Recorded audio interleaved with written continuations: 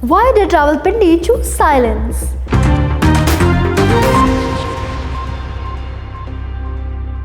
Hi, I'm Aman Khalid and welcome to Pakistan Connect News Bulletin at 4 p.m. Shengan reduces Elswin and Oshan X7 prices in Pakistan. Master Shengan has ruled out fresh price cuts in Pakistan, bringing welcome relief for car buyers. The company has lowered prices for the both Elswin sedan and the Oshan X7 SUV under its new celebration offer, making this a tempting moment for those planning to upgrade their ride. Rawalpindi rejects PTI's protest call for February 8.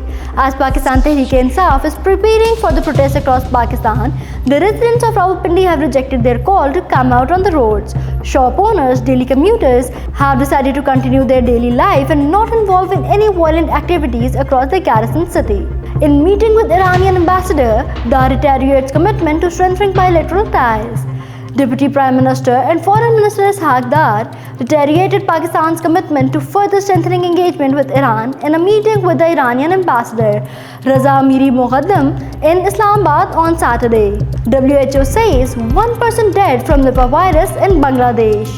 The World Health Organization said on Friday that a woman had died in northern Bangladesh in January after contracting the deadly Nipah virus infection.